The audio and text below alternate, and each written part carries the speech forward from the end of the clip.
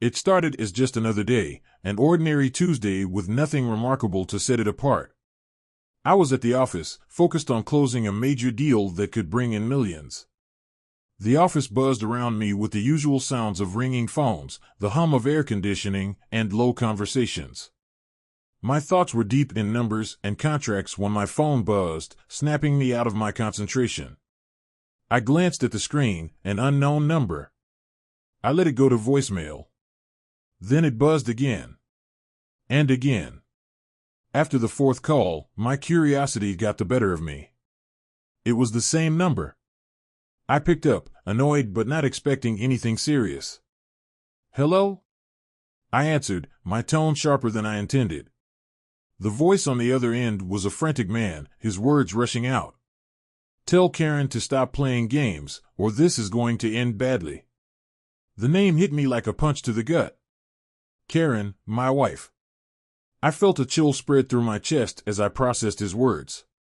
I tried to keep my voice steady. "Who the hell is this?" I demanded. There was a pause on the other end, and I could almost hear the caller's mind working, realizing he might have just made a huge mistake. "Wait, this isn't Jack, is it?" "No," I said, my tone colder now. "And why are you calling about my wife?" There was a beat of silence, then the line went dead. He'd hung up. I stood there, my pulse racing as the silence filled the room. I stared at my phone, replaying the man's voice over and over in my mind. Who was he? What did he mean by playing games? And who was this Jack he had mistaken me for? It was a bizarre situation, but I wasn't about to jump to conclusions. Not yet. Still, the seed of doubt had been planted. There was no denying that my gut had twisted the moment I heard Karen's name come from that stranger's mouth. But I wasn't the kind of man to confront my wife with just a single phone call as evidence. I needed more. I needed proof. I tried to push the thought aside, convincing myself it was a prank call or a mistake. But as the day wore on, the nagging feeling only grew stronger. There was a weight in my chest, a gnawing sense that something was very wrong. When I left the office that evening, I wasn't heading to the gym like I usually did. I went straight home, needing to see if there was any clue, any sign of what might be going on. Karen wasn't home yet. Her car was gone, and the house felt eerily quiet. I walked into the living room and stared at the framed pictures on the wall, photos of us at the beach, at family gatherings, looking like the perfect couple. I wondered how much of it had been real. Shaking off the unsettling thoughts, I headed to the office, where Karen's laptop sat on the desk. I hadn't checked her computer in years. We trusted each other, or at least, I thought we did. But today, something compelled me to break that silent agreement. I hesitated before opening it, half hoping I would find nothing unusual. But if there was any truth to what that caller had implied, I needed to know. Her emails were mostly mundane, work messages, newsletters, online shopping confirmations. But then I opened her calendar. That's when the first piece of the puzzle fell into place. There were multiple entries, each one marked on Thursdays for the past 3 months. Meeting and errands, they all read. Each of them was a 3-hour block of time, consistent and precise. A pattern. The hairs on the back of my neck stood up. Karen had never mentioned these meetings before, at least not in the context of anything unusual. She always said she was busy with work or visiting friends. It could still be innocent, I told myself. Maybe she just hadn't thought to bring it up. But deep down, I wasn't buying it. I picked up my phone and called her, trying to sound casual. "Hey, what time are you coming home?" I asked. Her voice was calm, cheerful even. "Just finishing up with Linda. I'll be back in about an hour." Linda? That was a name I hadn't heard in a long time. She was once one of Karen's close friends, but I hadn't seen or heard about her in ages. The story didn't add up, and the uneasy feeling in my chest grew. I hung up and opened the location-sharing app on my phone. We had set it up years ago, back when we traveled often, as a safety measure. I hadn't used it in ages, but today, I was grateful I hadn't deleted it. Karen wasn't with Linda. She wasn't even in the same part of town. According to the app, she was across the city, in a neighborhood I didn't recognize. It wasn't a business district or an area known for shopping. It was quiet, residential, and out of the way. I didn't know what was going on yet, but I wasn't about to let this go. The game had begun, and whether Karen realized it or not, I was going to uncover the truth. Whatever that took. After that Tuesday, the strange phone call never left my mind. It echoed in my head every time I saw Karen, her smiles and small talk suddenly seeming like a performance. I couldn't confront her, not yet. If there was something happening behind my back, I needed concrete evidence. And if there was nothing, then I'd at least have peace of mind. But the unease had already taken root, and I knew that until I got to the bottom of this, it would only grow. The following morning, I called John, an old friend who worked as a private investigator. We'd known each other for years, long enough that I trusted him with something this sensitive. When I explained the situation, his voice was calm but direct, like he'd heard stories like mine 100 times before. "You're doing the right thing, Tony," he said. "We'll find out if there's anything to worry about. Just give me a week." The plan was simple: follow Karen and find out what she was really doing on those Thursdays when her calendar was mysteriously blocked off. I told John the first didn't want any action taken yet, just surveillance. I needed to know where she went, who she was meeting, and what they were doing. If Karen was cheating, then I needed to know for sure. As Thursday approached, I found myself watching Karen closely, noticing the little details I had never paid attention to before. That morning, she seemed especially cheerful, even more than usual. She hummed as she prepared breakfast, kissed me goodbye, and left for work with a spring in her step. If she was nervous, she hid it well. But I couldn't shake the feeling that her happiness wasn't for me anymore, it was for someone else. The hours dragged by as I waited for John's call. Every buzz of my phone made my pulse spike, but it was always just emails or work-related texts. When John finally called that afternoon, I answered immediately, almost afraid of what I was about to hear.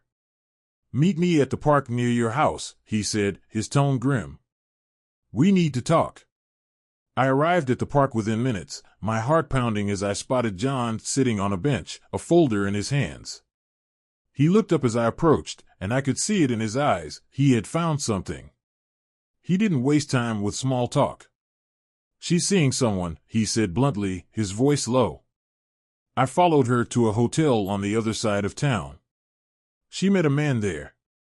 They checked in together, spent about 3 hours inside, and left separately. "I've got photos." My stomach tightened as he handed me the folder. I opened it slowly, my hands trembling. The first image was of Karen, walking toward the hotel, dressed casually but attractively, her hair styled more carefully than usual. She wore the same smile I'd seen that morning, a smile that had felt wrong. Now I knew why. The next photo was of a man, tall, athletic, younger than me. He was waiting for her near the hotel entrance, and when they saw each other, they embraced like old friends. Or lovers. I flipped through the rest of the photos, my mind struggling to catch up with what I was seeing. Karen and this man entered the hotel together, disappearing into the lobby. There were no pictures of what happened inside, but the images left no room for doubt. This wasn't a chance meeting or a business arrangement. They had planned this. My hands gripped the folder tightly as I took a deep breath, trying to steady myself. Anger surged within me, but I kept it in check. I needed to think clearly. "Who is he?" I asked, my voice barely above a whisper. John hesitated for a moment, then answered, "His name is Ryan Ellis. He's a former business rival of yours. I remember the name from that real estate deal a few years back, the one where you outbid him. Ryan Ellis." I hadn't thought about him in years. We'd crossed paths during a few high-stakes deals, and there was no love lost between us. He had always been a sore loser, and now, apparently, he had found another way to get back at me, through my wife. The thought made my skin crawl. This wasn't just infidelity. It was a calculated betrayal. Keep following them, I said, my voice hardening as I closed the folder. I want to know everything, where they go, what they do, who else might be involved. I need the full picture before I confront her. John nodded. I'll keep digging, Tony. But be prepared, there's a good chance this goes deeper than just some fling. As the days passed, John's findings revealed the scope of Karen's betrayal. This wasn't a simple affair, it was a relationship with routine. They met weekly, sometimes at hotels, other times at private apartments or rented cabins outside the city. It wasn't just physical either. They had dinners, they laughed together. They even talked about future plans. Karen had built an entire second life with this man, and I had been completely blind to it. But what burned the most was the fact that Ryan had been using her, using my wife, to strike at me. It wasn't just an affair, it was personal, a long-standing grudge turned into a twisted vendetta. I could see it in the photos, and the way Ryan's eyes gleamed with satisfaction whenever he was near Karen. He wasn't just after her, he was after me. The shock I had felt in those early moments gave way to a cold, methodical rage. It was as if a switch had been flipped inside me. The hurt, the betrayal, the humiliation, it didn't weaken me. It sharpened my focus, made me determined. This was no longer about saving my marriage. It was about revenge. Karen thought she could play me for a fool, but she had no idea that I had already begun setting my own traps. I was going to make sure she paid for every lie, every deception. As the evidence piled up, I took steps to protect myself, legally, financially, emotionally.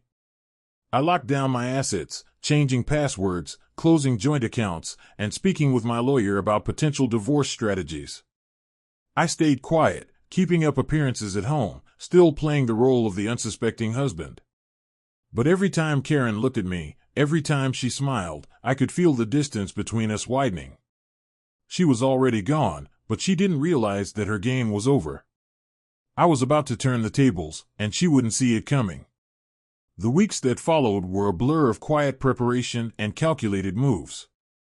I had always prided myself on my ability to stay calm under pressure, and now I needed that more than ever.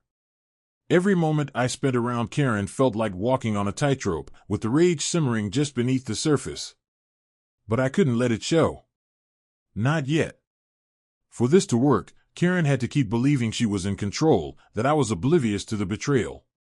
I continued gathering evidence, meeting John in out-of-the-way places to review his findings.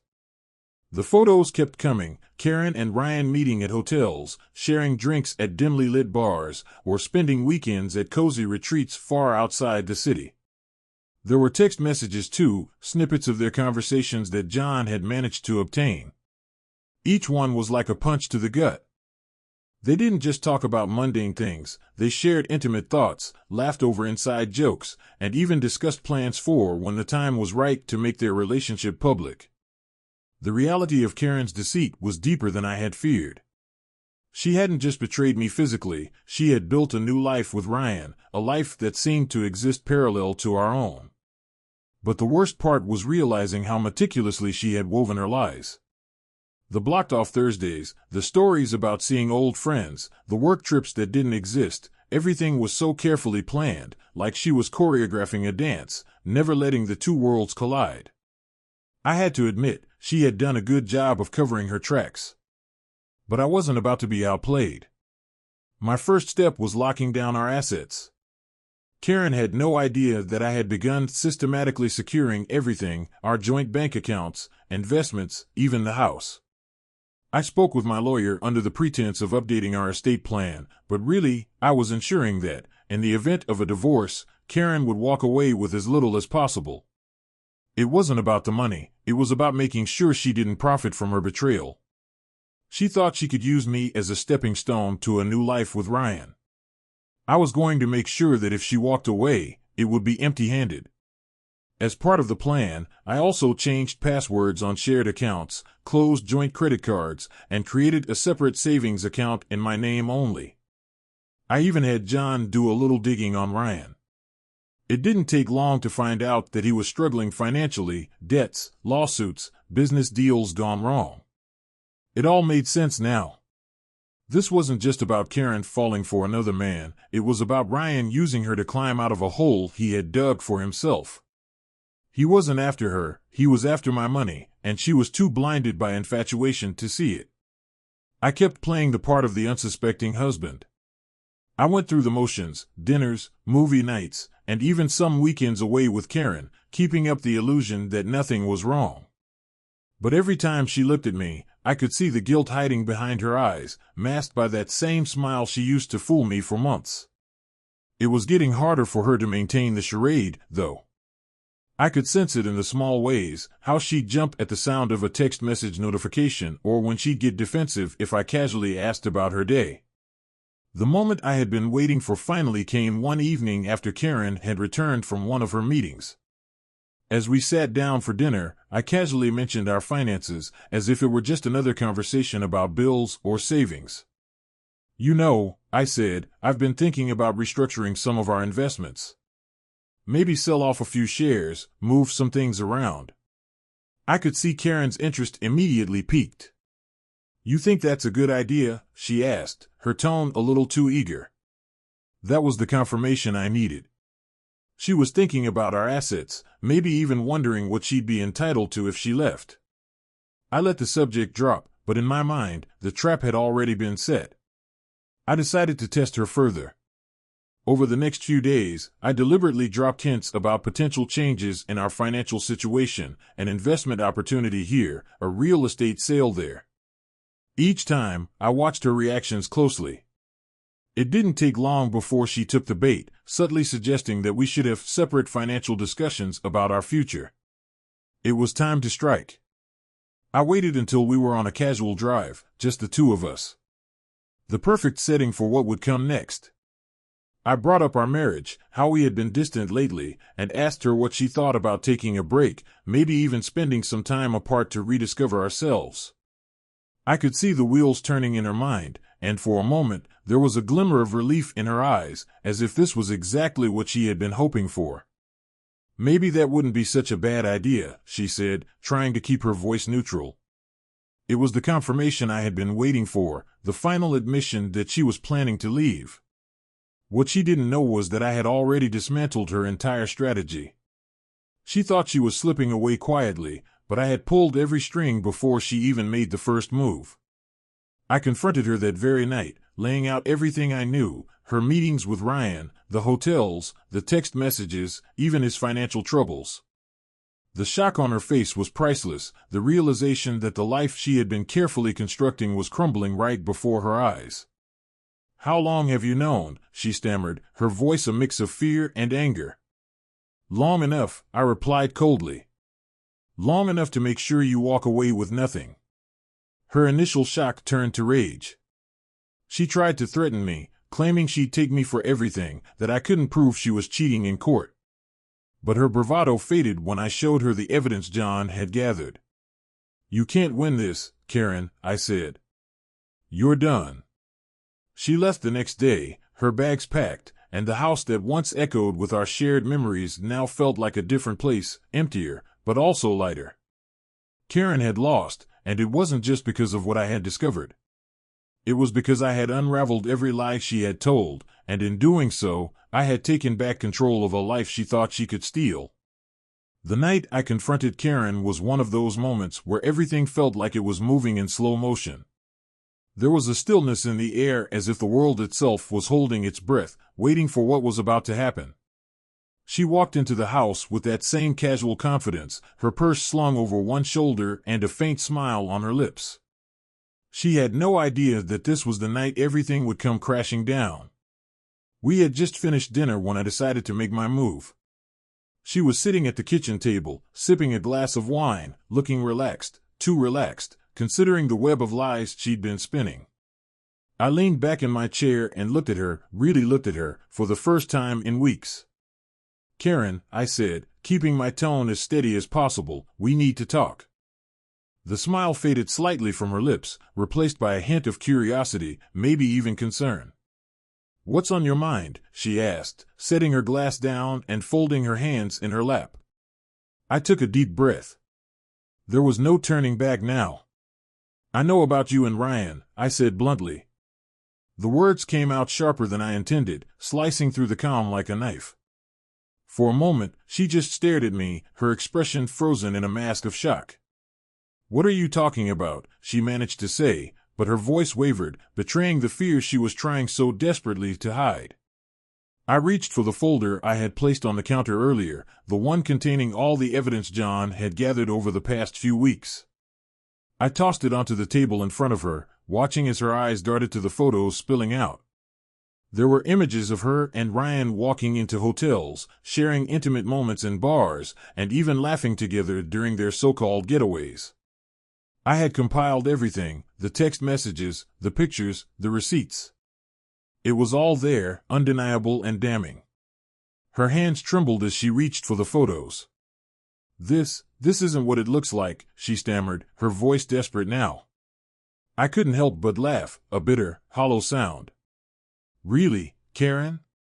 Because it looks like you've been cheating on me for months.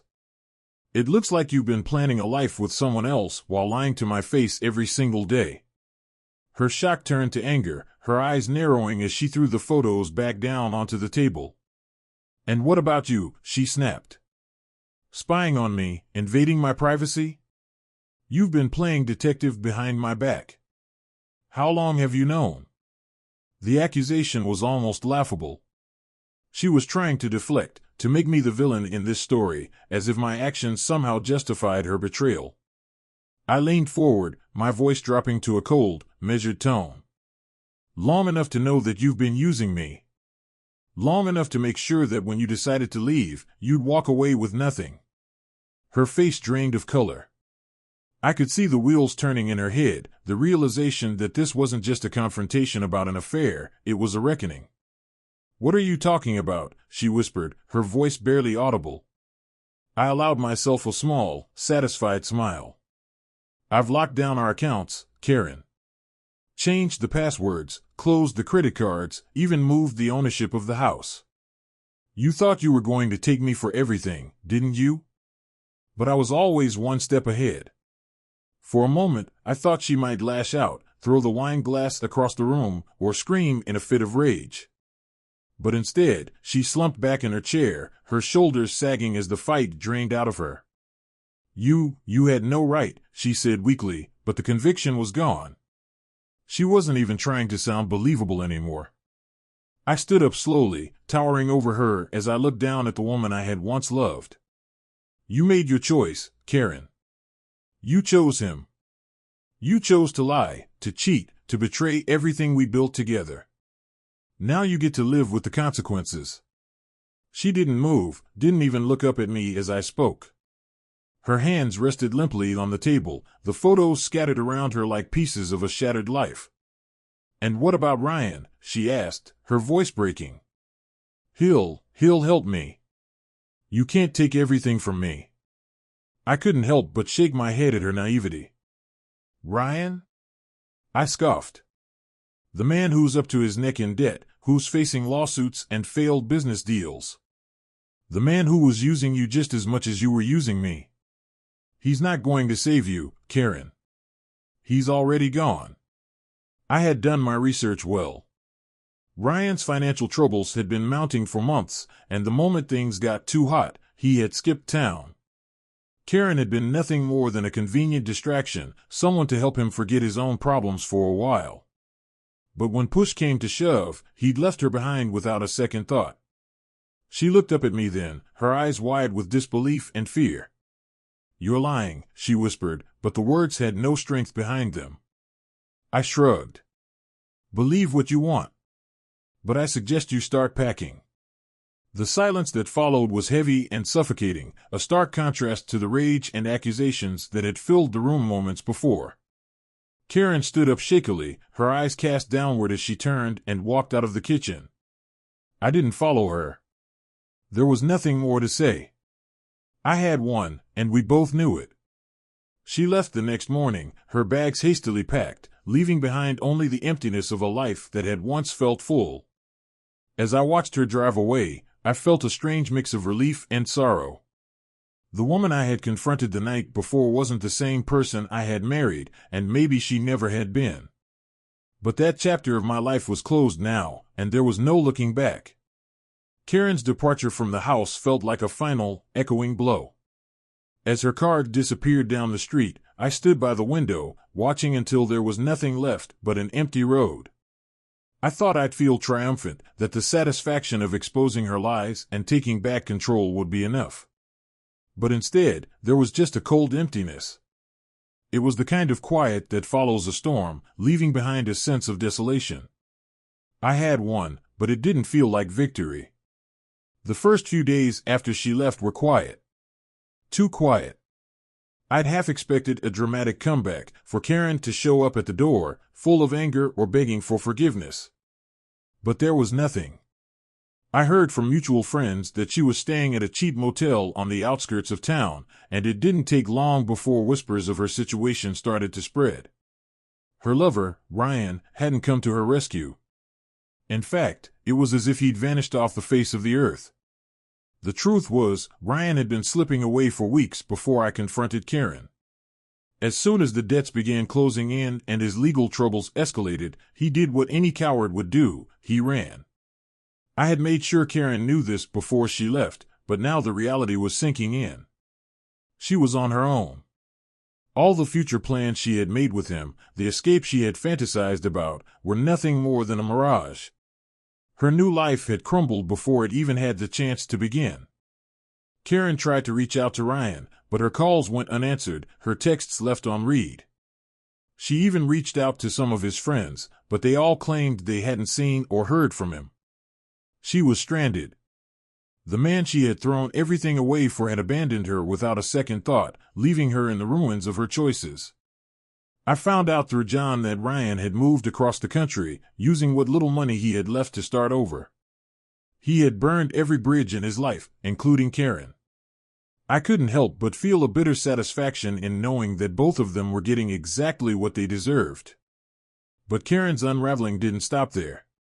As her financial situation worsened, the motel became too expensive, and she had to move in with a friend who clearly had no idea about her recent activities. It was only a matter of time before the friend found out. Gossip travels fast in small circles, and soon, Karen was out on the streets, bouncing from one place to the next. She tried calling me once, but I didn't answer. I had nothing left to say to her, and there was nothing she could say to change what had already happened. I heard about her struggles through mutual acquaintances who were sympathetic to her plight, but they didn't know the whole story. To them, Karen was just another person who'd fallen on hard times, a woman going through a rough divorce. They didn't know about the lies, the betrayal, the affair with Ryan. They didn't know about the web she had spun to trap me, and how I had cut myself free before she could tighten the threads. I kept my mouth shut. The world could believe what it wanted, but I had no intention of exposing Karen's secrets. She was doing a fine job of unraveling on her own. Her desperation grew more apparent with each passing week. Karen began reaching out to more of our old friends, but her calls were often ignored, her texts left unreturned. People had their own lives to deal with, and Karen's problems weren't at the top of anyone's priority list. Slowly, the safety net she thought she could fall back on disappeared, and she was left grasping at whatever she could find. Eventually, I learned that she had taken up a part-time job as a cashier at a grocery store. It was a far cry from the life she had envisioned when she thought about leaving me and starting anew with Ryan. The shift work barely covered her rent at a rundown apartment, and the stress began to show. Karen had always been a woman who took pride in her appearance, but the few times I saw her in passing, she looked like a shadow of herself, pale, exhausted, and hollow-eyed. I could have reached out to her then, offered her some form of help, or at least a bit of kindness. But I couldn't bring myself to do it. She had made her bed, and now she was lying in it. The only thing I felt was a detached sense of justice, like I was watching the natural consequences of her actions play out. She had betrayed me, tried to take everything I had, and now she was living with the fallout. Then came the final blow. One day, a package arrived at Karen's apartment, delivered anonymously. Inside was a USB drive containing a video documenting her affair with Ryan in vivid detail, taken from one of the hotels where they used to meet. There were also records of Ryan's debts, lawsuits, and the people he owed money to, detailing the dark reality of the man she had risked everything for. There was a note attached: "You were never his priority." The devastation hit her like a ton of bricks. The affair was out in the open, and even the few people who had stuck by her began to distance themselves. She was humiliated, disgraced, and the shame of her decisions became a weight too heavy to bear. I had sent the package, not out of spite, but to close the final chapter of this saga. I wanted her to see the truth, to know exactly what she had given up for a man who was never going to save her. The truth had a way of destroying whatever illusions remained, and now Karen was left with nothing but reality. I didn't see her again after that. I heard she moved to another city, trying to start over yet again. But I knew, no matter where she went, the weight of her choices would follow her. Her world had fallen apart, and it wasn't because of anything I had done, it was because of everything she had done to herself. The day the package was delivered to Karen's apartment marked the last time I took any action regarding her. I'd already moved on emotionally, but there was a part of me that still needed closure, and that closure came in the form of the final blow. The video on the USB drive, documenting her affair with Ryan, and the records of his mounting debts, left no room for illusions. It was my way of making sure Karen faced the truth, unfiltered, undeniable. When she opened that package, I knew it would shatter the last remnants of her self-deception. I didn't feel triumphant. It wasn't about winning anymore. This was about justice, about setting things right after everything she had taken from me. The truth was the only weapon I had left, and now it was in her hands. I'd expected to hear from her, perhaps a frantic call or an angry text, but there was nothing. It was as if the silence between us was absolute, finally severing the last thread of our shared history. From what I heard through mutual acquaintances, Karen left town shortly afterward. They said she'd packed up whatever was left of her life and moved to another city, a fresh start in a place where people didn't know her name or her past. She wasn't even trying to rebuild the life she once had, she was just trying to escape the wreckage. The story spread among those who once knew her, each telling different versions of where she went and what she planned to do next. But none of that mattered to me. Her life had become a closed chapter, and I had no intention of reopening it. For a while, I was still haunted by the memories, by the betrayal, the confrontation, the bitter emptiness that followed. It was like a dark shadow that crept in at night when I was alone in the quiet house. It was difficult to let go, even after everything was over. But as the weeks turned into months, I felt the grip of those memories slowly loosen. They didn't sting as sharply as they once did. The bitterness began to fade, replaced by a strange sense of peace. The house, once filled with memories of our life together, had changed. I redecorated, rearranged furniture, painted walls, and got rid of anything that reminded me of her. It was my way of reclaiming the space, of turning it back into a place where I could find some sense of comfort. Each change I made felt like a step forward, a way of marking the distance from a painful past. By the time I was finished, the house felt like it belonged to someone else, a new version of myself. My work became my sanctuary, and I threw myself into it with more dedication than ever before. There was a lot to rebuild after everything that had happened, but it wasn't just about my career. It was about finding a purpose again, something that made me feel alive. The satisfaction I once got from my job had returned, and it was more rewarding than ever to watch the company grow. I began taking on new clients, expanding the business, and setting goals that had nothing to do with Karen or the life I'd lost. It was a reminder that I could still achieve success on my own terms. Despite the progress, there were still times when the past would creep up on me, usually in the quiet moments late at night.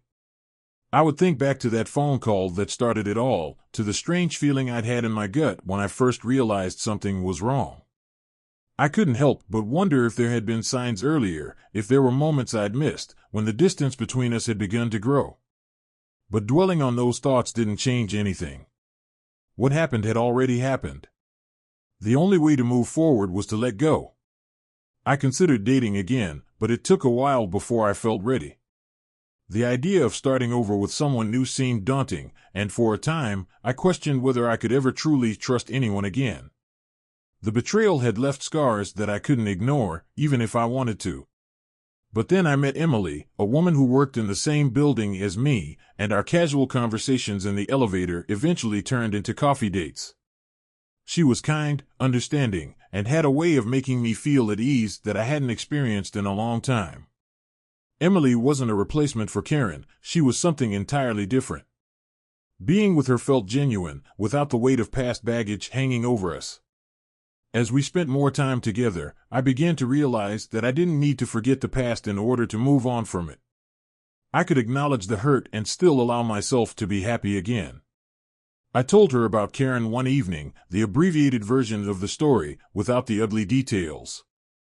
She listened without judgment, and her compassion made me feel like I could finally leave that chapter of my life behind. Even though Karen was no longer part of my life, I knew the events would always be a part of my story. The scars left by betrayal don't fade easily, they linger beneath the surface, reminding you of what you've been through. But those scars didn't define me. They were reminders of a battle fought and survived, proof that I could endure and come out stronger. I had been broken, yes, but I had also rebuilt myself, piece by piece, stronger and more resilient than before. The real victory wasn't in Karen's downfall or even in the revenge itself. It was in finding my own way back to peace, reclaiming the life that had been taken from me, and learning to trust again, however cautiously. As I looked forward to the future, I knew it wasn't about forgetting what had happened, it was about using that experience to grow, to be better, to not let the darkness of the past define the light ahead. The game was over, and I had emerged victorious, not because I had destroyed Karen's world, but because I had found a way to rebuild mine. The path wasn't easy, but it was mine, and that was all that mattered.